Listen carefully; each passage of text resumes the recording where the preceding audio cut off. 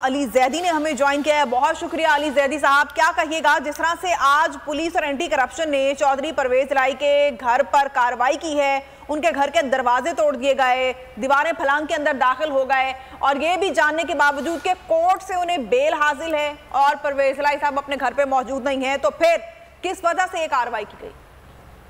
देखें, पहले तो मुझे एक बात की समझ नहीं आ रही कि ये एक तरफ मुज़ाकरात कर रहे हैं और दूसरी तरफ जो है वो इस तरह की हरकतें कर रहे हैं। दूसरी बात, ये जो केयर टेकर सेटअप है, ये तो कोई सद्दाम हुसैन की हुकूमत से भी ज्यादा डेंजरस और खतरनाक और बारबैरिक बन गई है, जो कि बाय द वे वैसे ही लीगल है क्योंकि 90 दिन गुजरते हैं।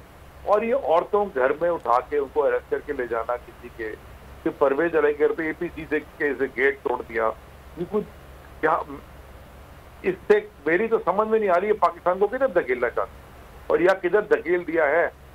तो ये फिर मुज़ाकरात किस बात के कर रहे हैं?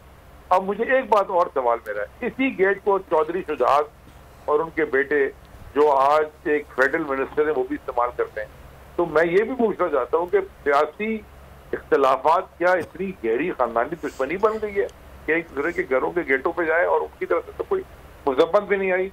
यानी कि एक फेडरल मिनिस्टर भी तो वही रहता है ना, फालतू वाले घर में सेम गेट इस्तेमाल करते हैं, तो उसके घर को कैसे तोड़ के अंदर घुस गए? और वजीर आजम खामोश बैठे हुए और केयर टेकर ये पंजाब पुलिस ये कर रही है। ये सारी मिली भगत है, इनको इलेक्शन नहीं कराने, इलेक्शन से भागने के लिए हंगामा आराई करना चाहते हैं, मुल्क में हालात खराब करना चाहते हैं और ये समझते हैं कि अवाम को बेवकूफ बना देंगे। ये अवाम यहाँ पहुंच गई है इस वक्त कि ये तो किसी मस्जिद में ईद की नमाज और जुम्मा पढ़ने भी नहीं जा सकते। तो ये तो उनका हाल है। ये कौन सी हुकूमत किस मुल्क में कर रहे हैं, मुझे समझ से बात है। बिल्कुल, जो सूरत हाल हमने देखी